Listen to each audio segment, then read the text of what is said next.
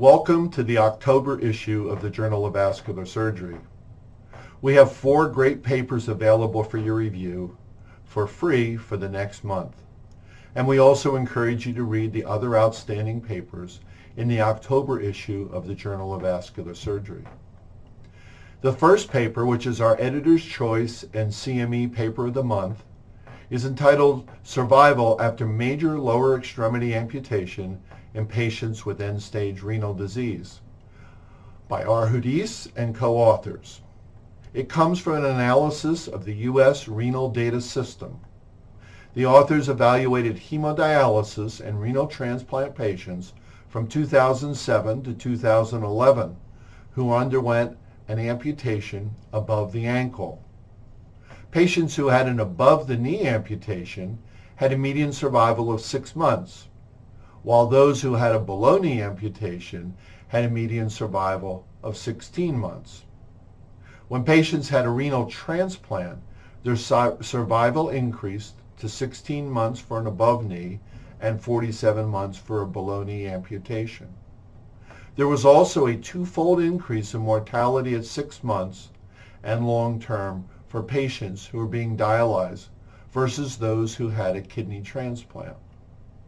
Although there was a selection bias in this study, since patients who are higher risk often get an AK amputation primarily, and patients are only offered kidney or renal transplants when they're healthy enough to benefit from the transplant, this paper still emphasizes the high risk of death in patients who are being dialyzed and who require an above-the-ankle amputation, particularly when it's an above-knee amputation.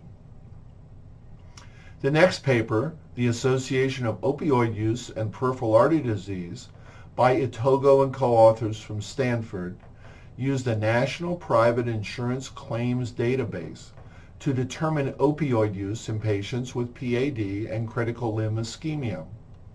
After 5 years of follow-up, 25% met the definition of high-use opioids, with only a small decline in high use since 2010.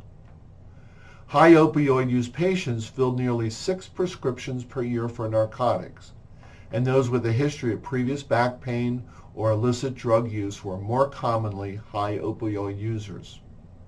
After patients had procedures for critical limb ischemia, high opioid use increased from 26 to 30% in the following year. Since opioid abuse is a national health care issue, this study confirms that vascular patients are particularly susceptible to high opioid use. The third paper among our 4 highlighted papers is the contribution of 30-day readmissions to the increasing cost for the diabetic foot by Hicks and co-authors from Johns Hopkins. They performed a retrospective study of their institution's patients with foot ulcers who were entered into their Diabetic Limb Preservation Program prospective database.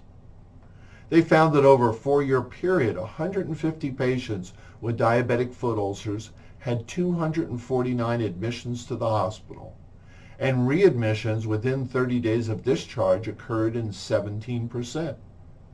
The readmissions were for a recurrent or complicated additional foot wound problem in 50%, a surgical bypass wound in 15%, and renal complications in 10%. The authors emphasized that readmissions are common in diabetic patients with foot ulcers, and that they represent a substantial financial burden on the healthcare system. The final paper is Spot Stenting versus Full Coverage Stenting after endovascular therapy for femoropopliteal artery lesions by Tomoe and co-authors from Japan. They compared the outcomes in 1,551 matched patients with claudication and rest pain from 2010 to 2016 who had either full coverage or spot stenting of the superficial femoral or proximal popliteal artery. They found that spot stenting was associated with a significantly lower primary patency at 3 years, with 29% of spot stenting versus 53% with full coverage.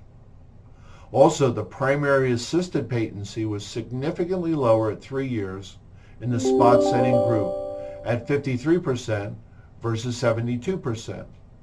Spot setting seems to be equally effective to full coverage in patients who have more complex femoral popliteal lesions, but overall spot stenting is inferior in this group of patients. We hope that you enjoyed reading these 4 papers and the rest of the excellent papers in the October issue of the Journal of Vascular Surgery. And thank you for your attention.